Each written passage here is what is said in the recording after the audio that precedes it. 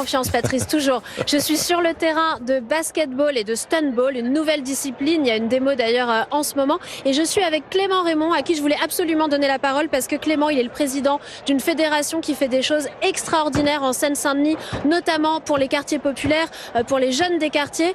Clément, ces Jeux Olympiques, qu'est-ce qu'ils représentent pour vous et qu'est-ce qu'ils apportent ? Écoutez, c'est un tremplin formidable pour le développement du sport pour tous, pour le sport populaire. La Seine-Saint-Denis, avant les Jeux, n'était pas la même qu'après les Jeux, ne sera jamais la même qu'après les Jeux. Et ça nous permet de développer des activités comme jamais on a pu les développer. Donc on développe énormément de programmes à destination, vous l'avez dit, des jeunes des quartiers populaires, des programmes d'insertion par le sport.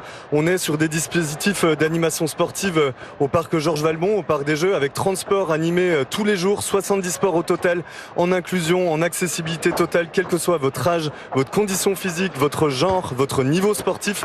On est véritablement au cœur des Jeux en Seine-Saint-Denis et donc c'est un tremplin formidable pour développer la pratique sportive pour le plus grand nombre, pour mettre en lumière nos actions sportives associatives et pour continuer bien au-delà des Jeux. Et ce qu'il faut dire, c'est que vous serez présent avec votre fédération et de nombreuses associations sportives sur ce terrain jeudi et vendredi et du coup vous accueillerez tous les publics pour faire des initiations au sport pour tous les âges, les tout petits, ceux qui sont bons en sport, ceux qui sont pas bons, ceux qui en ont fait déjà, ceux qui n'en ont jamais fait. Bref, pour tout le monde, ça c'est formidable. Il y a aussi un truc intéressant, c'est que on parle évidemment beaucoup du Club France, mais on le disait, il est souvent complet. Il y a aussi le Parc des Champions à Trocadéro. Et vous pilotez un énorme Parc des Champions en Seine-Saint-Denis où il y a 15 000 personnes tous les jours, c'est ça ? C'est ça, c'est exactement ça. Le conseil départemental de la Seine-Saint-Denis a piloté cet énorme live site, cet énorme site de célébration où tous les jours on anime 30 activités sportives. Vous allez découvrir 70 sports au total sur la quinzaine.